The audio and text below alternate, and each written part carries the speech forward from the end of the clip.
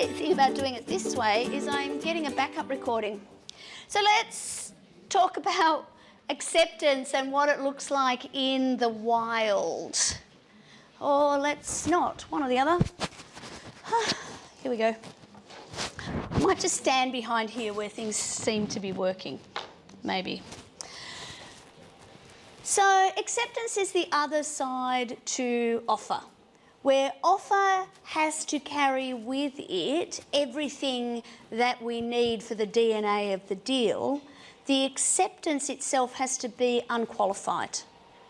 So a contract is made when offer meets acceptance and that there is no change to that, that offer. So an unqualified assent agreement to the terms of the offer, and the offer itself needs to be still open. So the still open there in that sentence refers to the offer. So in a bilateral contract, acceptance is making a promise to the offeror.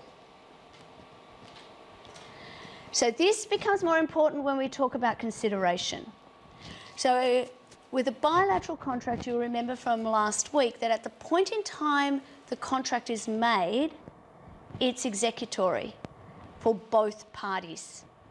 So both the offeror and the offeree will have made promises and have rights. So usually when we talk about consideration, the old-fashioned way of talking about it was the offeror makes a promise and the consideration is the price that the offeree or the acceptor pays for that promise. I think that it actually does my head in thinking about payment for the promise, the price of the promise. If we think about it this way, that in order for there to be an agreement, both parties need to promise something and both parties need to have rights. So, and that's as far as I want to delve into consideration today. But usually what happens in an offer is somebody says, let's just use a conveyance of goods. I want to sell my clicker. Somebody then offers me $100. I say yes. The offer is for $100 in exchange for the clicker. The promise or the consideration that I pay is I will give you the clicker in exchange for the $100. So both of us have obligations, me to transfer the clicker, the person who has who made the offer in the first place to pay $100. Both of us have rights, me to receive $100, the other person to receive the goods. Is there consideration from both parties? So Holly's just asking, is there consideration from both parties? Yeah, I think that's the simplest way to think about it. So like $100 is one consideration. Yeah. So the consideration is the price for the promise. So if the promise is to pay me $100, then the consideration is transferring the clicker. If the promise is to transfer the clicker, then the consideration is the $100. You don't even need to come next week, you've got it now. And again, so what else? In a unilateral contract, acceptance is the making of the promise to the offeror. Sorry, it's not. This is what happens when the slides are in front of me, which is why I don't want to stand here, by the way. I read bits of them in the wrong order. In a unilateral contract, the acceptance is by performing the acts specified in the offer. So Mrs. Carlhill performed the acts for the promise for the payment of £100. And those acts were use the product in accordance with the printed directions 3 times a day and get influenza. She did all of those things. It's kind of bizarre to think about that as a promise. She did those things, so she accepted. She was never obliged to do those things. She had no obligation. She could just buy the product and never use it. But in order for the contract to get the $100 to be made, she had to perform all of those things. Similarly, the lost dog example. You have no obligation to go searching for Harry, but if I put up a reward poster and say I'm going to pay you $100 and you find Harry walking the streets, you bring him to me, your acceptance of the offer is the performance of the act finding my lost dog and returning it to me. And we use an objective approach. Taylor and Johnson is your authority for that concept. So we can think about acceptance as really as just a formula. We've got an offer. It needs to be accepted while it's still open, and that acceptance needs to be notified. So we're looking for all of those three things. So the notification needs to happen too before the offer is withdrawn. So all kinds of issues arise in relation to acceptance, and we're not going to be able to do a deep dive into all of these, but you need to be cognizant of them. So sometimes we've got to be thinking about, can a person accept an offer? Does this person have the right to accept? And already in our discussion, you're differentiating between somebody who has a capacity to contract, so capacity to contract, and the ability to accept. So you can still make a contract with somebody who doesn't have capacity, you just might not be able to enforce it against them. The test for working out whether there has been acceptance, we need to work out, so we've talked on Saturday about this idea of consensus ad idem, this idea of agreement being a meeting of the minds.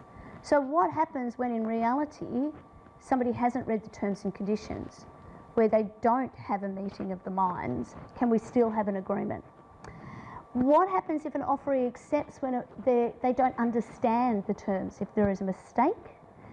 We've talked already about silence and conduct. I suspect there's spoiler alerts there and we won't need to go into any detail. But also, and this will have been one of the things that those of you who did the discussion problem for last week will have been thinking about, is the ways in which acceptance needs to be communicated and what happens with the timing of communication. By the way, I was really pleased to see so many people do the discussion board tasks. I'll most likely have time on Thursday or Friday to go through and give you some feedback, so you should have it well in time to do the next one. So the next couple of slides are just rules about acceptance, and really, really quickly, I'm just going to have a quick look and see if there's anything there. I want to talk particularly about communication and the LaTeX finance and Knight case, because I think that can be quite difficult to follow early on. We've talked about Feldhaus and Bindley already, and I'm also, coming out of the quiz, I want to talk about Crown and Clark. So this here, we say, for reasons I don't explain, that's not coming up, that see where it says R and Clark? R means Regina or Rex. It is an old-fashioned Latin abbreviation for the king or the queen. In 1927, that would have been the king. So the correct way to talk about that case, you could say R and Clark. It is better to use language like the Crown and Clark, or Rex. Actually, I don't think people would say that anymore. I had an old lecturer many years ago who used to say it in class when it was the 80s and I was at law school, but I've literally never heard anybody else say that. And none of you were saying verses, right? Because I will try not to laugh at you, but I might not be successful. Other rules are important here. Acceptance needs to be communicated, but an offeror can waive that right. So carbolic smokeball, where that came up, one of the arguments that carbolic smokeball had, you'll remember, is even if we made an offer, that offer wasn't accepted by Mrs. Carlhill. Or even if she accepted it by doing all those things, she didn't communicate her acceptance to us, so we don't have an agreement. And the court said, well, in a unilateral contract, where it's really not relevant whether she's accepted your agreement or not until she gets to the stage where she's got the flu, it would be ridiculous and difficult for you if everybody who bought your product actually notified you that their intention was to use it in accordance with the instructions, and if they get the flu, come and get their 100 quid. So actually that can be delayed, that's fine. Similarly with the lost dog, it's not useful for everybody who's looking for the lost dog to tell you, it only matters at that point in time. Similarly, it might be that you can say, if you are even making a direct offer, I will, if you bring 10 cents, I will bring, if you're prepared to pay 10 cents, I'll bring extra disinfectant material next week. But you don't need to tell me whether or not you accept the offer or not. I'll bring plenty. And so you don't have to accept, you can just turn up and you don't have to notify me, and you could sue me, theoretically, if I don't have my 10-cent wipers for you. Please don't, because I don't know if I can keep buying those things. What else do we want to say here? Method of acceptance should be in accordance with the method stipulated if it's the only method. Now this is something that people often get caught up in. Now, if we are communicating verbally and nothing is stipulated about how you accept, it is absolutely reasonable for you to accept verbally. If we communicate in a whole heap of different ways, email, Twitter, Grindr, I don't know, whatever your social media platform of choice happens to be, and we're communicating those ways all the time, I might make you an offer on Facebook chat and you might accept it on WhatsApp, if they're the ways we normally communicate. But if I've never communicated with you on Facebook chat, we've only ever communicated by email and through Canvas and face-to-face, and I make an offer, if you purport to accept it in some way that we've never communicated before, it's likely, unless I've said the only way you can accept this offer is to communicate with me on WhatsApp, so unless I've stipulated it, it's quite reasonable for me to say, well, you might have communicated it, but I didn't know. Or, now if I actually knew and I actually received it, that could be a different thing, but that would more likely be picked up through misleading or deceptive conduct. Even though I think I said that fairly clearly, I could be wrong, you might need to explain it to me, but often I see with students over and over again is that they will say, unless you stipulated that email is an appropriate form, then you can't accept by email. You have to accept the way that the offer was made.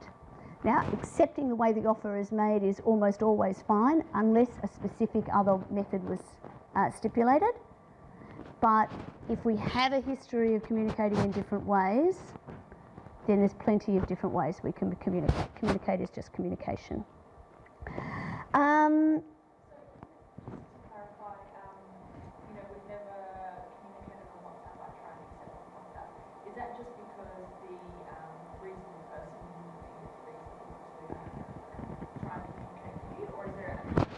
Most reasonable thing, people don't think it's reasonable to communicate with me at all. Sorry, firstly, remind me of your name? Daisy. So Daisy's question was, if we've never communicated before on WhatsApp and she decides to accept my offer via WhatsApp, I can reject that communication. Is that just because it's an objective test?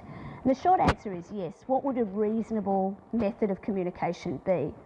So I share quite openly that what my phone number is, and that I'm available on WhatsApp for international students or people who prefer that. So given that I publish broadly that that's a way you can communicate with me, then it would most likely be unreasonable for me to deny that an acceptance had come that way.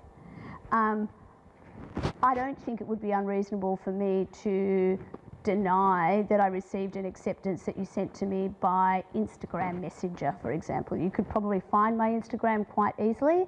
I I'm pretty good with tech for whatever reason. I find Instagram really noisy. I can deal with Twitter, but I'm not so good with the instant messages in there. The chances are that there are messages that are there for months and I'm never going to open them. Now, the Electronic Transactions Act would say, I have received that communication and that it is available to me from the moment that it's accessible to me, whether I accepted it or not. But unless I specifically said to you, I'm making you this offer, I think it is quite likely that a court would say, actually, in the circumstances, given there are 12 years of unread personal messages they've never communicated that way, unless I specifically said that. So we're looking at the facts each time.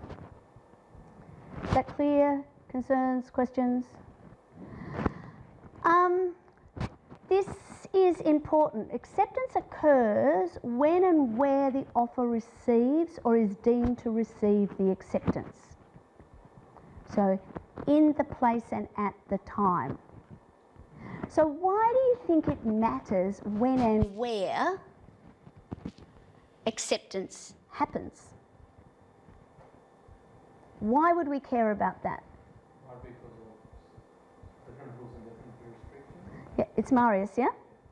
So Marius is saying it could be because of different rules in different jurisdictions. And that's absolutely right. Jerry, can you draw that out a little bit more? Not at the moment, that's all right. Anybody else want to add to that? Can you think of... So think about McRobinson's. It was important to that case to work out when and where a contract was made, or whether that piece of paper, the ticket, was the making of the contract, because that would mean that the contract was made in Western Australia using a piece of paper that the government could collect tax on. In another case that you had in the reading for this week, the Brinkebon and Stahl case. Have we got any German speakers here? Because I've just murdered your beautiful language. In that case, we've got a UK company that sends a telex. Like, telex is like even more ancient than fax, but it's basically the same idea. They've sent a telex to Austria.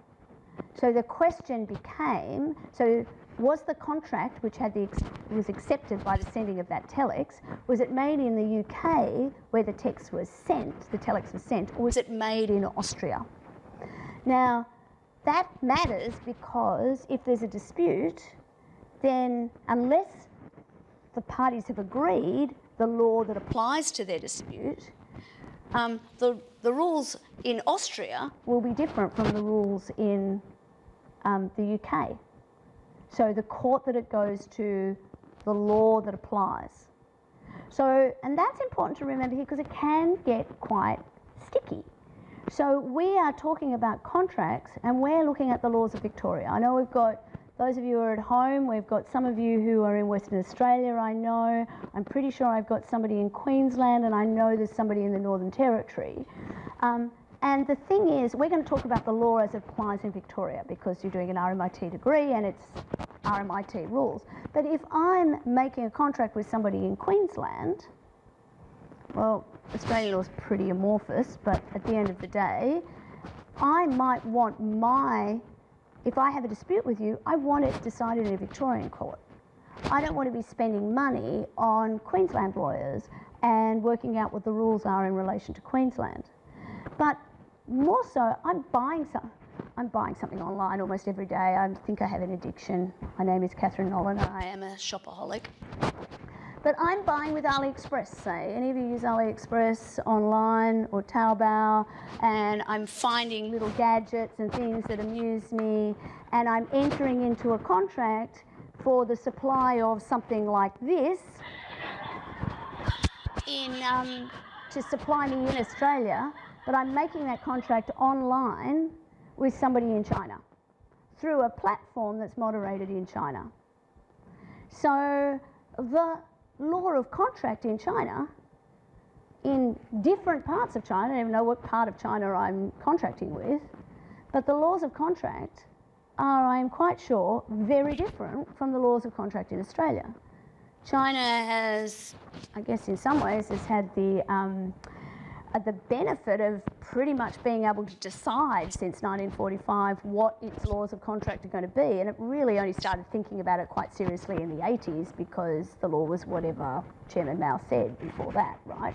So that's a gross understatement, so gross simplification and possibly quite rude, so I don't mean to offend anybody, I'm just trying to amuse.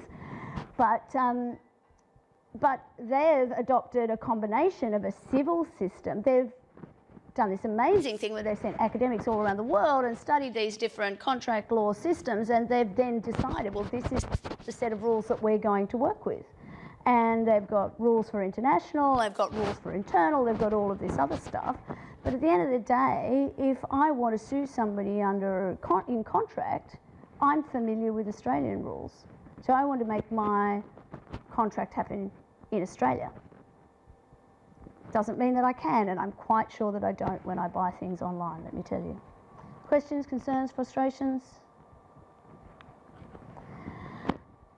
Last page of rules, I promise. So, acceptance can be inferred from conduct. So silence by itself will not be enough, but we can infer that somebody is accepted based on the way they behave or the things that they do. So crickets is never going to be acceptance, but a handshake, a nod, handing over the cash, handing over the keys, all of those things, from that conduct we can infer that somebody has in fact accepted. On an objective test, conduct, including silence, can indicate acceptance, but silence all by itself will never be enough. And then lastly, and this is the Brambles case, which is quite important here, even though you can't actually say this is an offer and that's an acceptance and they've met and they're happily ever after, if we can find consensus from their conduct, we still might find agreement. Marius, don't be sorry. Is the offer and waive rights to be notified of acceptance? Or does the offer needs to communicate acceptance to the offeree? How does that work? He doesn't need to.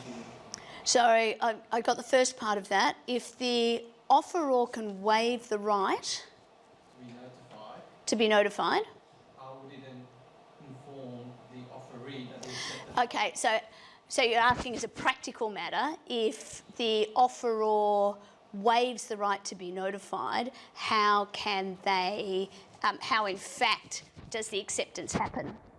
So often there'll be things, the only place where that could really happen is I'm offering to make something available at a certain time for people who show up. And I might have a contractual obligation to do that. So we enter in, so I offer to have muffins. I'm not cooking muffins, but I offer to cook muffins and have enough for everybody next week if they, at 10 cents a muffin. And you don't need to tell me in advance whether you're coming or not. If I didn't have enough, in theory, and you front it up with your 10 cents, in theory, I'm in breach of contract because we made the contract, well, I made the offer, and the contract was formed at the point in time when you accepted, but I've waived my right to be told.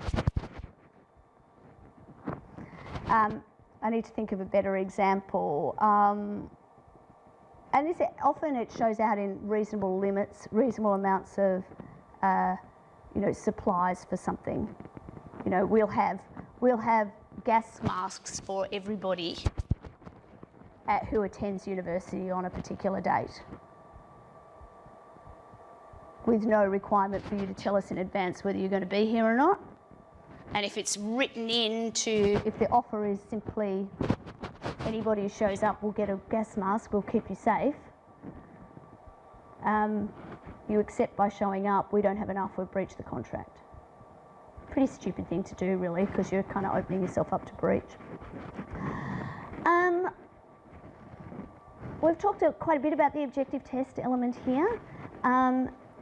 in the very olden days, the test tended to be a little bit more subjective, but really, particularly since Toll and Alpha Farm and Taylor and Johnson, there's really no dispute that it is an objective approach that the courts will take. So the courts look only to the external manifestations. You'll hear that sort of language regularly in the cases, or you'll read it regularly in the cases. The external manifestations of consent. And it disregards the offeree's actual state of mind. So, in Taylor and Johnson, the court said the law is concerned not with the real intentions of the parties, but with the outward manifestations of those intentions. 3 judges agreeing, always worth listening to.